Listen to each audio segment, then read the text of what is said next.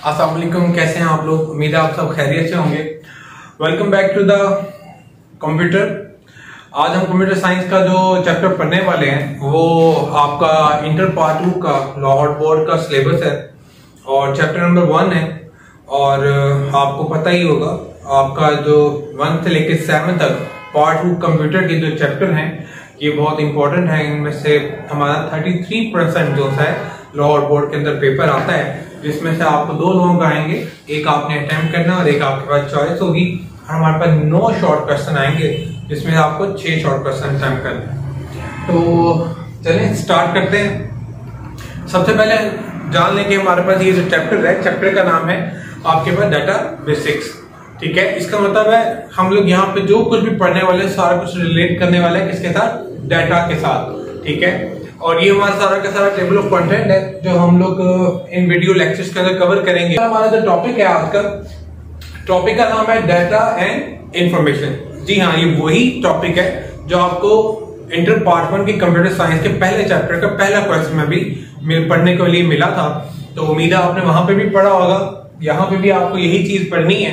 यहीं से हमारा सारा कुछ स्टार्ट होता है। डाटाबेस की सारी फील्ड डिपेंड ही इन छोटी सी चीजों पे करती है, जिसे आपने पहले भी पढ़ा था पार्ट 1 के अंदर और पार्ट 2 में पढ़ेंगे। ये टॉपिक के अंदर हमारे 2 क्वेश्चन कवर होते हैं, दोनों के दोनों शॉर्ट क्वेश्चन हैं। तो आइए स्टार्ट करते हैं। सबसे पहले आज के दिन हम जो पढ़ने वाले हैं वो एक्सप्लेनेशन ऑफ डाटा। डाटा क्या होता है and information with the example. और क्वेश्चन नंबर 2 जो आपकी किताब का इसमें कवर होगा वो है what is the difference between the data and information. ठीक है, तो उम्मीद है आप सबों को थोड़ा सा आइडिया तो हो गई। डाटा जो है कलेक्शन होता है, किसका कलेक्शन होता है, रॉ फैक्ट एंड फिगर्स का।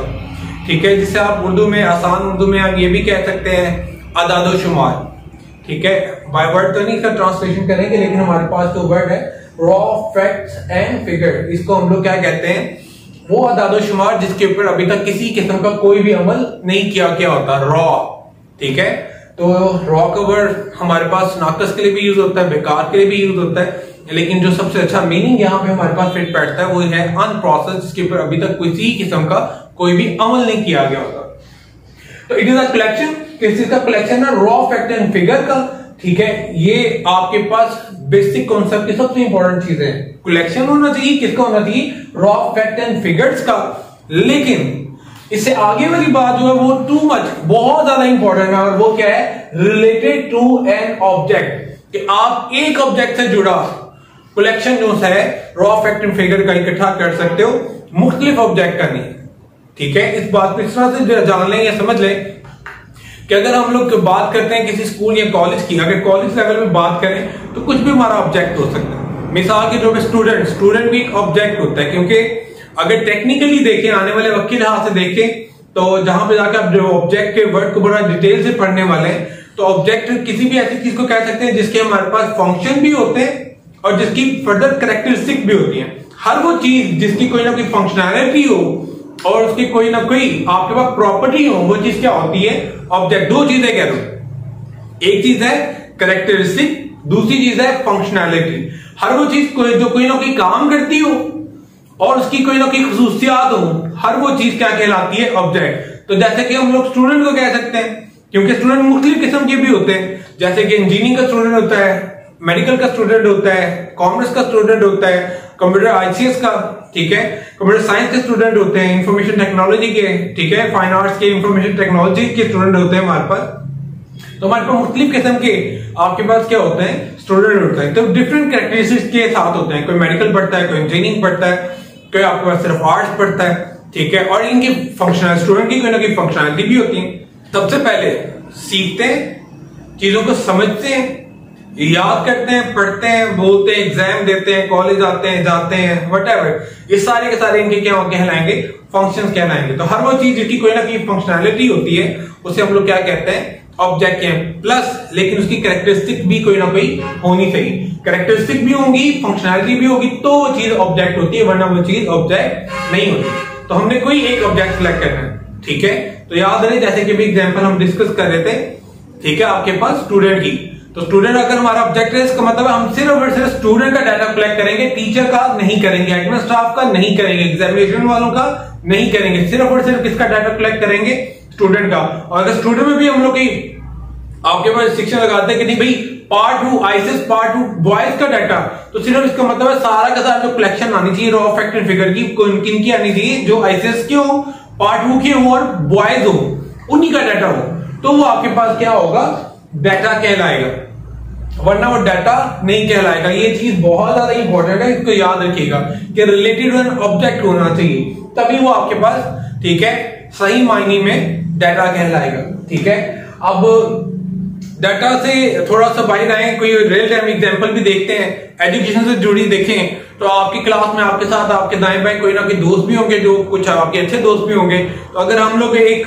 छोटी सी फहरिस्त बनाए, एक टेबल बना लें, आपके 3-4 दोस्तों के नाम लिखें और उनके फिजिक्स में नंबर, कंप्यूटर में नंबर और मैथ में टेस्टों के जो भी प्रीवियस नंबर हैं वो लिख दें, तो ये सारी चीज आपके पास किसकी एग्जांपल कहलाएगी, डाटा की एग्जांपल कहलाएगी। ठीक है, तो आप ये वाली एग्जांपल भी लिख सकते हैं। आप दूसरी एग्जांपल जो पहले बताइए वो भी कि भैया आपने कॉलेज में बच्चों का एडमिशन किया है, ठीक है, उनका नाम, पता, उनका फादर नेम, उनका फोन नंबर, ईमेल एड्रेस, आता, पता, सारी चीजें कलेक्ट की हैं, वो भी आपके पास डाटा है। अगर क्लास के अंदर एग्जामिनेशन के लिहाज से बात करें तो आपने 4-5 स्टूडेंट्स के नाम लिखे हैं, पूरी क्लास के बच्चों के नाम लिखे हैं, ठीक है, और उनके साथ ही साथ क्या किया है, उनके सब्जेक्ट वाइज नंबर लिखनी है, तो ये भी आपके पास क्या कहलाएगा, collection of raw fact and figure related to an object. एक ऑब्जेक्ट क्या होगी, वही क्लास जिसका आप डाटा कलेक्ट कर रहे हो। अगर आईसीएस पार्ट 1 है तो पार्ट 1 का डाटा हो, पार्ट 2 है तो पार्ट 2 का हो, गर्ल्स है तो गर्ल्स का डाटा हो, बॉयज है तो बॉयज का डाटा होना चाहिए। ठीक है, फर्दर आगे इसकी इंपॉर्टेंस देखते हैं। डाटा ही वो चीज है जिसकी बुनियाद पर फ्यूचर में आगे जाके हम लोग क्या करेंगे, इंपॉर्टेंट डिसीजन लेने वाले, लेकिन डाटा से नहीं लेंगे, डाटा के जरिए लेंगे।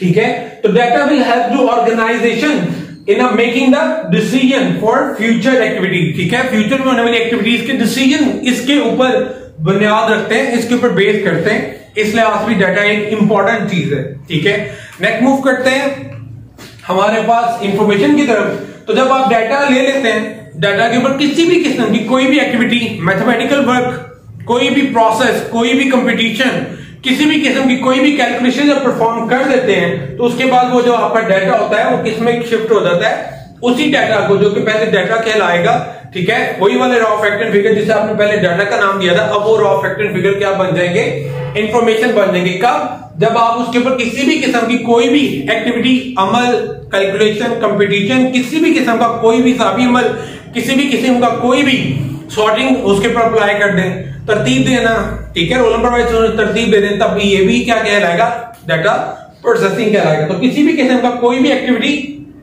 कोई भी कैलकुलेशन, कोई भी प्रोसेस, कोई भी अमल आप लोग कर लेंगे, तो वही वाली रॉ फैक्ट एंड फिगर जो पहले डाटा थे वही अब किस नाम से जाने जाएंगे, इंफॉर्मेशन के नाम पे जाने जाएंगे। और यही वो चीज है जो डाटा से ऑब्टेन होती है और इसी की बुनियाद पर फ्यूचर मेकिंग की जाती है। ठीक है, डिसीजन लिए जाते हैं किसी भी ऑर्गेनाइजेशन के लिहाज, ऑर्गेनाइजेशन की पॉइंट ऑफ व्यू से देखा जाए तो इंसान या किसी भी चीज के लिहाज से उनके लिए, उनके पास सबसे ज्यादा इंपॉर्टेंट चीज होती है वो डाटा होती है, क्योंकि डाटा की बुनियाद पर डिसीजन लेते हैं कि यार यहाँ पे अपने ब्रांड हम लॉन्च करेंगे ना करें, या गुजरांवाला ये वाले रीजन में पेप्सी, कोक, फलाना टिमकाना, ये वाले प्रोडक्ट बहुत ज्यादा सेल हो रहे थे, इनकी मेकिंग हम ज्यादा, प्रोडक्शन ज्यादा करें या कम कर दें, इस वाले एरिया में प्रोडक्शन कम करें या इस वाले एरिया में प्रोडक्शन हम ज्यादा करें। तो इसी की बुनियाद पर सारी ऑर्गेनाइजेशन डिसीजन लेती है, चाहे वो फूड पॉइंट है, इन ड्राइव, कोई भी एप्लीकेशन, हर चीज डिपेंड करती है आपकी डाटा और उससे जनरेट होने वाली इंफॉर्मेशन के ऊपर। ठीक है, अब डाटा को इंफॉर्मेशन बनाने का जो अमल है, डाटा प्रोसेसिंग, फर्स्ट ईयर में तो ये कुछ भी नहीं था, सिर्फ एक लाइन की डेफिनेशन थी।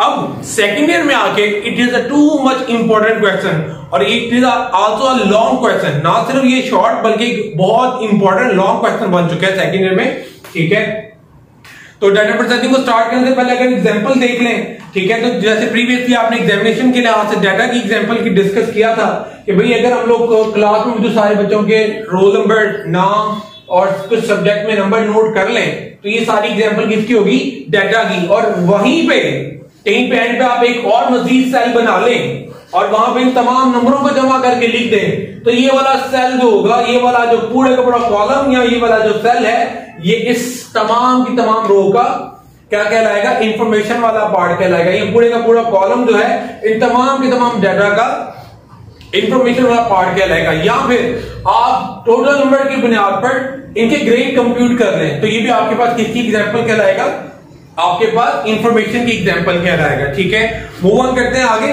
ठीक है, डिफरेंस लाजमी पढ़िएगा, डिफरेंस पढ़ने से ही आपके कॉन्सेप्ट क्लियर होते हैं। डिफरेंस को कभी नहीं किताब में दिए गए डिफरेंस को कभी इग्नोर नहीं करना कि भाई ये एक रॉ चीज है, ये एक यूजफुल प्रोसेस, डाटा को जब प्रोसेस कर लो तो ये यूजफुल चीज बन जाती है। पहले वो नाकस होती है, उसके बाद वो कारामद चीज बन जाती है। ठीक है, ये किसी किस्म का भी कोई भी प्रॉपर मीनिंग नहीं देती, लेकिन जब एक प्रोसेस कर लिया जाता है ये प्रॉपर मीनिंग डिलीवर करती है। ठीक है, ये प्रोसेसिंग के लिए एक इनपुट चीज होती है और ये प्रोसेसिंग से बाद मिलने वाली एक आउटपुट फॉर्म होती है। ठीक है, ये आपके पास does not depend on the information. ठीक है, डाटा जो इंफॉर्मेशन पर डिपेंड नहीं करता, लेकिन इंफॉर्मेशन क्योंकि डाटा को प्रोसेस करने के बाद मिलती है तो इंफॉर्मेशन सारी की सारी डिपेंड कर रही होती है आपके डाटा के ऊपर। ठीक है।